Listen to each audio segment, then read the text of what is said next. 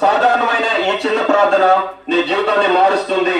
నీ జీవితంలో శాంతి, నెమ్మది, సమాధానం అనుగ్రహించబడతాయి.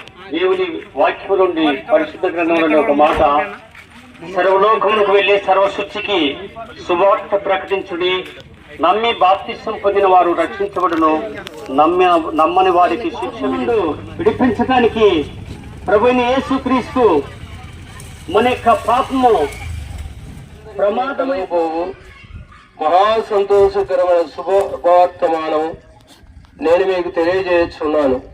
దావీదు పట్టణమందు నేడు రక్షకుడు ఏమున్నదో ఎరిగిన ఆ దేవునికి, సమస్తమును సృష్టించిన ఆ దేవునికి మన హృదయంలో ఏమున్నదో ఆయన ఎరిగిన దేవుడిగా ఉంటున్నాడు. అందునిమిత్తమై హృదయంలో ఉన్న భారమును తీసేసేవాడు పాపం ఉంటున్నదని దేవుడు సెలవిచ్చేవాడిగా ఉంటున్నాడు. ఆ పాప భారమును తొలగించడానికి దేవుడు పాప భారము మోస్తున్న సమస్త జిల్లా బైబిల్ సెలవిస్తా ఉంది. కుల, మత, జాతి, వర్గ భేదం ఎవరు లేదు, అందరూ పాపము చేసి దేవుడు అనుగ్రహించిన మహిమను పొందలేకపోతున్నారు. ఈ మహిమ ఏంది అంటే, ఒక దినాన మరి యొక్క దేవుడు నన్ను మరి ఎంతో ఏర్పాటు చేసుకున్న వాడుగా ఉంటున్నాడు, నన్ను రక్షించిన వాడుగా ఉంటున్నాడు. వాళ్ళని కార్యం జరిగించిన తండ్రి ఆయన మరి సహోదరులు ప్రభా కరగ పత్రికలను ఆయన పంచుతుండగా ఎవరు కూడా తిరస్కరించకుండా ప్రభా ప్రతి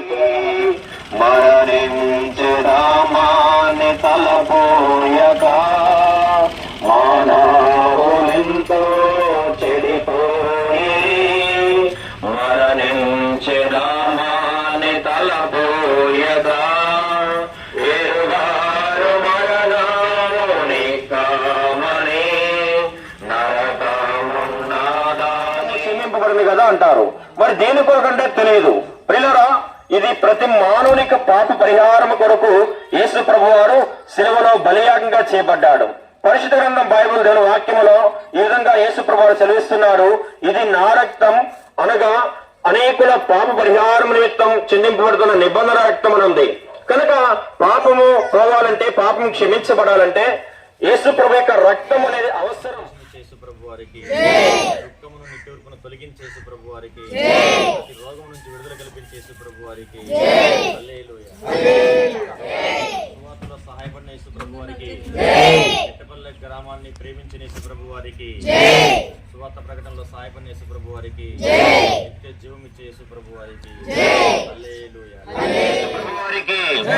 రెండు గ్రామాల సువార్తలో సహాయపడిన యేసు ప్రభు వారికి, త్వరలో తిరిగి రానయ్యన్న ప్రభు యేసుక్రీస్తు వారికి హల్లెలూయా.